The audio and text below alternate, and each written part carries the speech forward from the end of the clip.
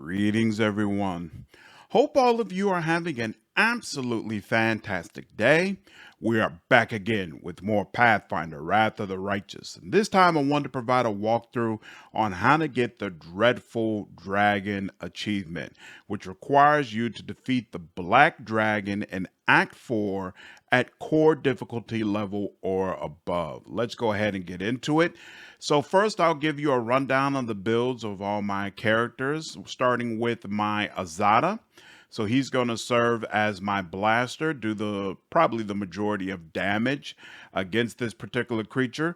That will be his sole purpose because the Black Dragon actually can wipe out your party members very, very easily. So I definitely consider this a type of fight where you really need to just pump out as much damage as quickly as possible.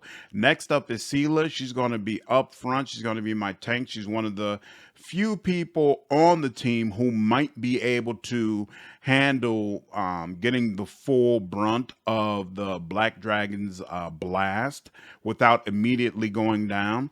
So I'm definitely going to try to get protective luck on her from Ember and do my part to help keep her upright.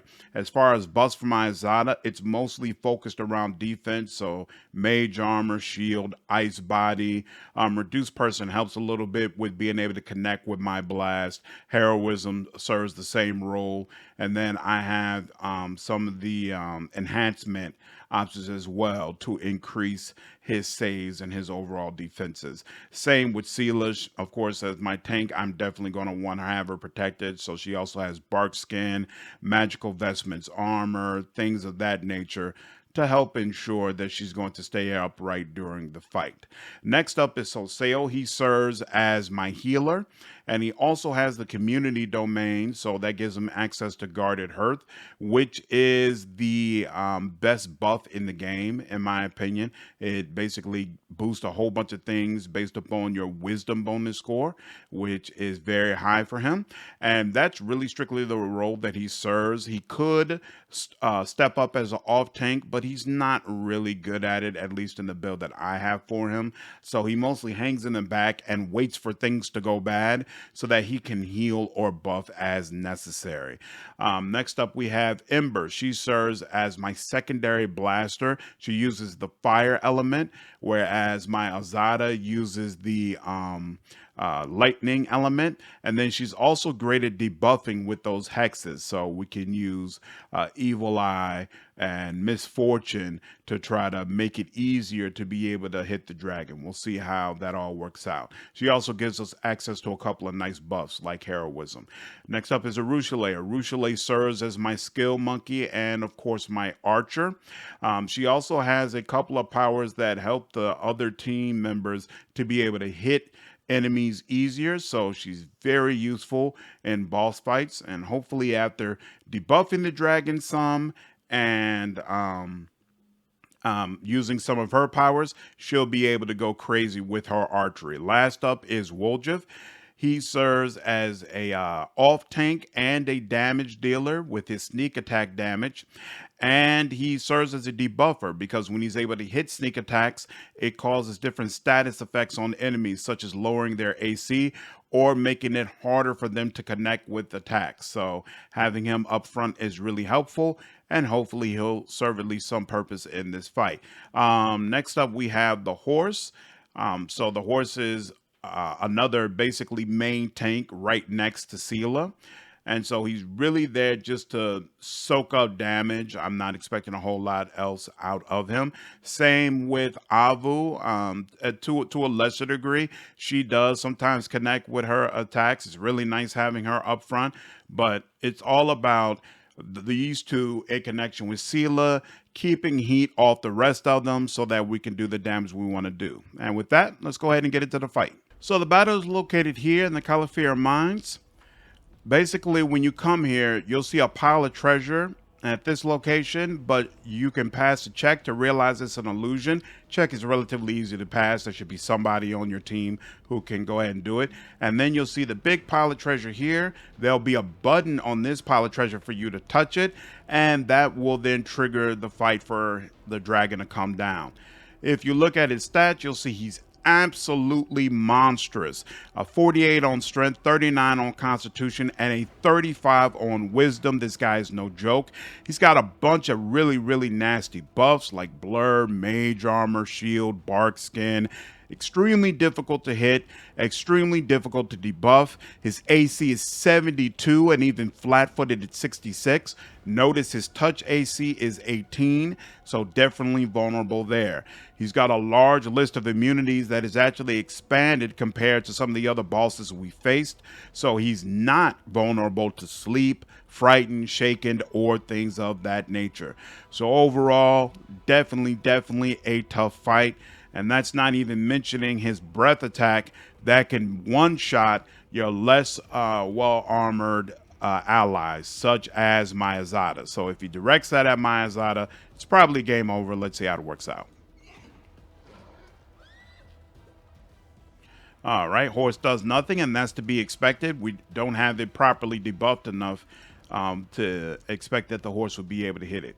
And now we'll go ahead and use a maximized and empowered Scorching Ray. It's going to do a little bit of damage, not bad, and we'll hit it again. And do even more damage. That did very nice. Awesome. So we've already got it down a ways. Unfortunately, because it's a full round power, I can't get Kwame any further away, so we'll just see how it works out. Woljif will go ahead and attack it. And then Arushale will make it her quarry, make it her instant enemy, and she's going to go ahead and use Ranger's Bond to try to increase the ability to attack for all of our party. Okay, now it's Ember. Of course, I forgot to freaking activate the goggles. Well, we're going to go ahead and do that now. And then, yep, and then we're going to go ahead and dispel magic target. Oh, even with a 20 it failed? Wow. And it failed for all of them. So as you can see, oh, right. So she's rolling a 20, but the DR to be able to dispel these things from the dragon is 40.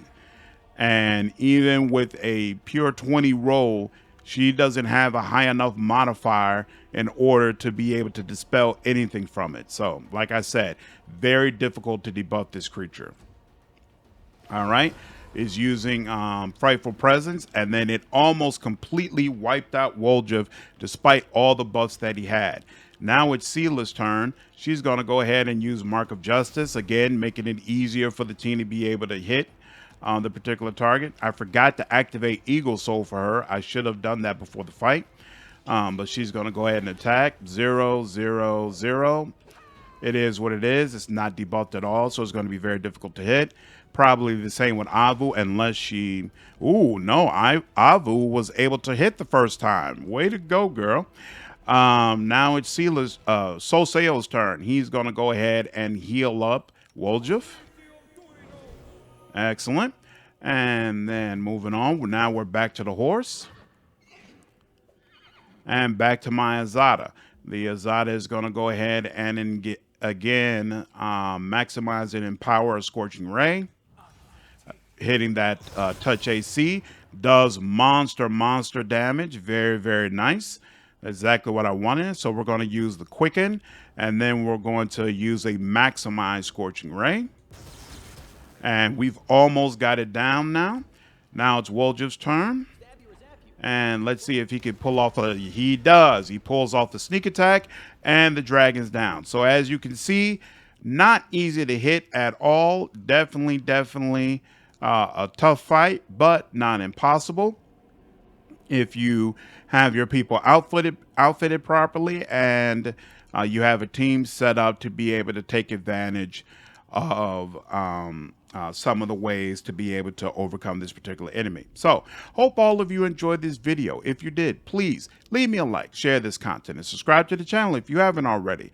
I will see you all in the next video. Take care.